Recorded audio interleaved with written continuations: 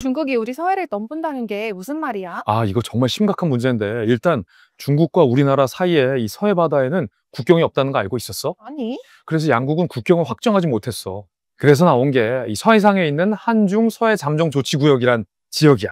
이곳에선 어업을 제외한 일절 다른 행위를 하지 않는다라고 양국이 합의를 해놓은 거지. 그런데 중국이 작년부터 양어장이라고 주장하며 대형 구조물 2개를 이 구역에 띄워놓은 거야. 중국은 봐라, 양어장이니까 불법은 아니지? 라고 주장하고 있는 거고, 문제는 여기서 끝나지 않고 이동식 구조물 말고도 강철 철제 다리를 해저에 꽝 고정해 놓는 고정식 시설물도 중국이 설치한 건데, 마치 석유 시추선 같은 모양의 고정식 시설물이 설치되어 있다는 게 뒤늦게 발견된 거야. 우리가 항의하자 중국은 이거는 아까 그 양어장을 관리하는 관리시설이야 라고 주장하고 있고, 앞서 중국이 양어장이라고 주장하는 건 이름까지 붙였어. 설란이라는 중국식 이름도 붙여놨는데, 우리 정부가 누가 봐도 수상하기 때문에 이 시설물을 조사하기 위해서 해양 탐사선을 보냈거든. 그런데 중국이 고무보트 등을 동원해서 우리 해양 조사선을 가로막은 거야. 고무보트가 우리 해양 조사선을 가로막으니까 한국 해경도 함정을 급파했지. 중국 해경하고 2시간 동안 대치하는 일도 있었어. 그런데 당시 우리 해경 측의 증언에 따르면 중국 측 인원들이 칼과 흉기까지 들고서 우리 해양 조사선을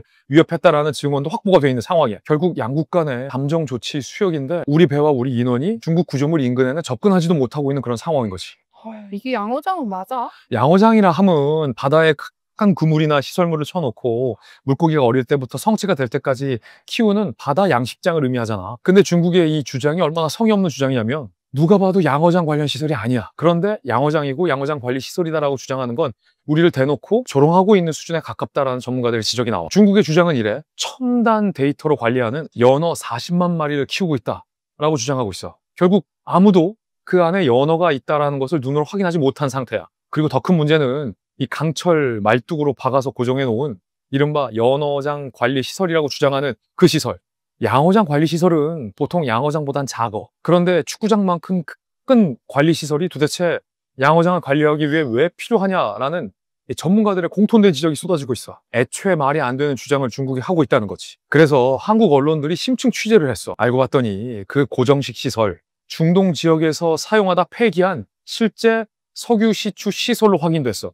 양어장 관리 시설은 개뿔. 중국이 폐기된 석유 시추선을 사들여서 개조한 뒤에 양어장 지원 시설이라고 주장하면서 서해바다에 박아놓은 거야.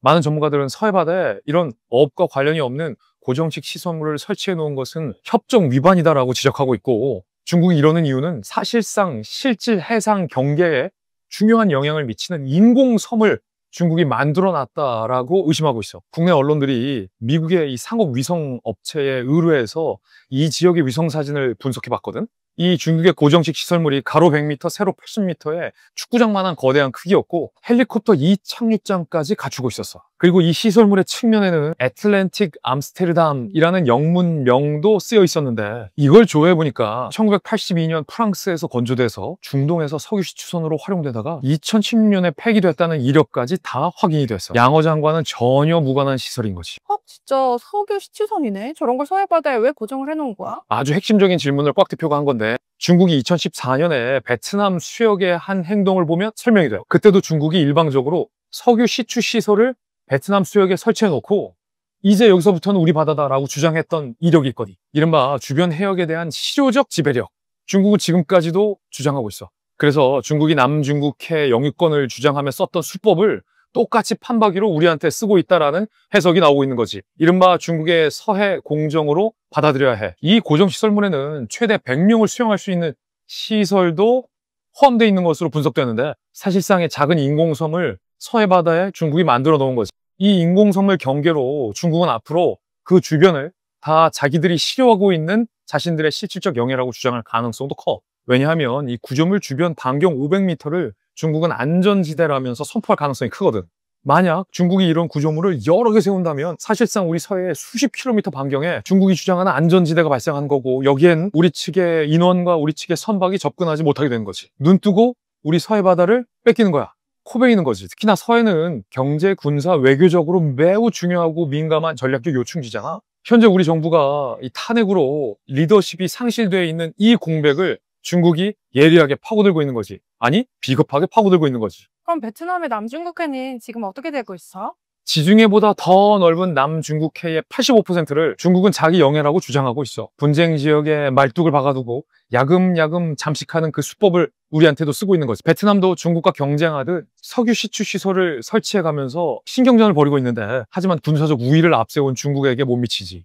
중국은 이 지역에 전투기를 출격시키고 항공모함을 띄우면서 해상 군사 훈련까지 벌이면서 영유권을 확장해 나가고 있어. 급기야 중국은 실제 남중국해에 인공섬을 만들어 놓고 나서 군사시설로 활용하는가 하면 대형 해저 시설까지 만들고 있어. 중국이 이미 이 베트남 인근 수역에 인공섬 7곳에 비행장과 미사일 발사대, 항공기 경납고, 레이더 시설까지 만들어 놨어. 2016년에 국제상설재판소가 이 중국의 영유권 주장은 근거가 없다라고 판결을 내렸는데도 불구하고 아랑곳하지 않고 필리핀, 베트남, 대만과 이른바 영토 분쟁을 벌이고 있는 거지. 우리한테도 그럴까? 심각한 상황인데 2014년에 이 중국이 이런 시설물들을 수역에 만들어 놓자 베트남 어선들이 돌격했던 사건이 있었어. 그러자 그 중국 시설물을 호위하던 중국 어선들이 돌변해서 베트남 어선들을 모두 다 침몰시켰어. 중국은 준군사 조직인 해상 민병대를 운영하면서 분쟁 수역에서 중국의 해군 대신에 이렇게 상대국의 어선을 공격하는 일도 서슴지 않고 벌이고 있는 거야. 지난 2월에 우리 해양조사선이 이 중국의 시설에 접근하자 우리에게 어떻게 했는지 설명했지. 칼을 든 중국인들까지 나서면서 우리 조사선을 막아선 바 있어. 헬기장까지 갖춰놓은 서해의 이 시설물은 언제든지 중국의 필요에 따라 군사시설물로도 둔갑할 수 있다는 걸 우리는 절대 잊어서는 안 돼. 여기까지 알면 중국이 왜 서해 바다에 이런 시설물을 설치해 뒀는지에 대해서 다 안다고 보면 돼. 와, 진짜 심각한 상황이다. 음. 꽉TV 구독하면 이런 소식 놓치지 않고 볼 수 있는 거지? 그럼 오늘도 고마워요.